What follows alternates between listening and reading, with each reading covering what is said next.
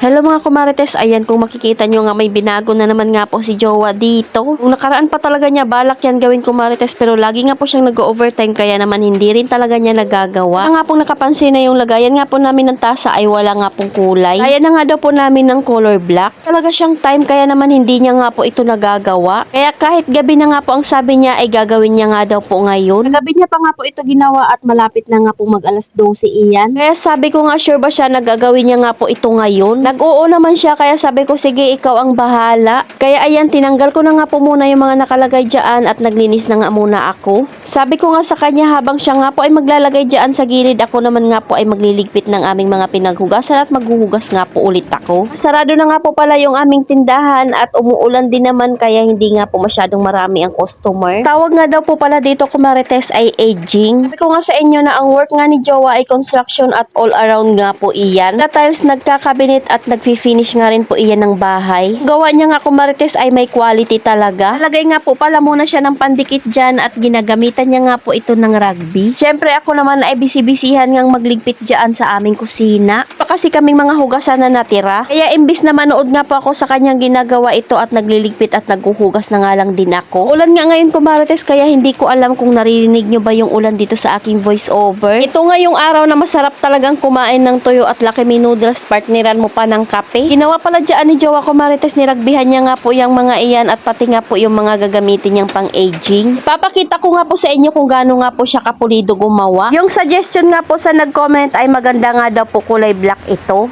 Wala naman nga po kaming kulay black at hindi nga rin po siya magmamatch dito sa aming lagayan. Nakatapos na nga rin po akong maghugas kaya naman si Jowa na nga lang ang gumagawa dito. Ang liit lang nito kumarites, akala ko nga ito ay hindi matrabaho.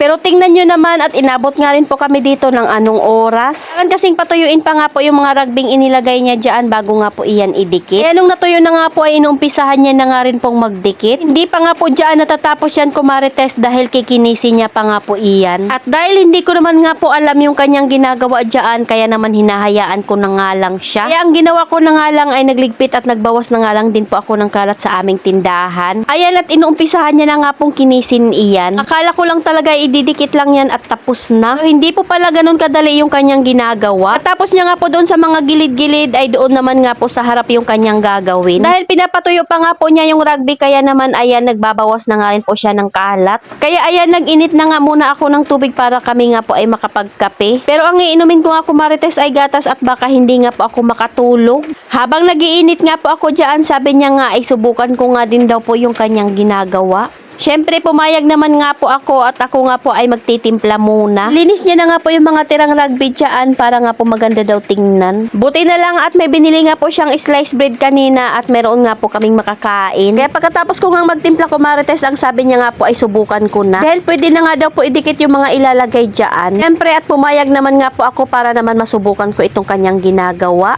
Ang pagdidikit nga lang po yung ginawa ko kumarites pero siya nga rin po yung magkikinis dyan. O di ba kahit papaano nga po ay meron akong ambag. Pagkatapos ko nga pong idikit ay siya na nga po ulit ang gumawa.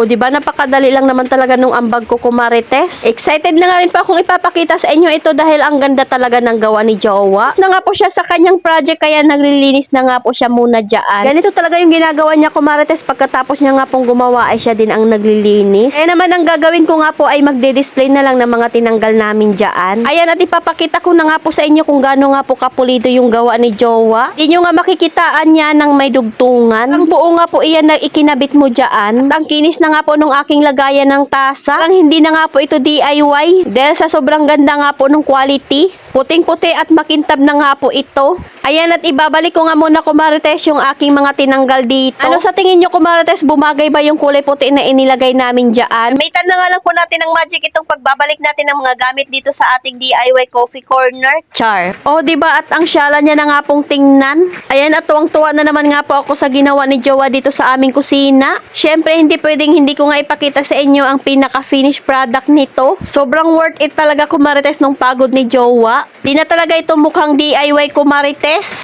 Nakapaglinis na rin naman ako ng aming kusina kaya mas lalo nga pong maganda ito tingnan. Noon na nga rin po yung aming bigasan dahil nakapamili na nga po si Jowa ng bigas. Kaya kahit maliit nga lang po itong aming kusina, talaga namang tuwang-tuwa nga po ako dito.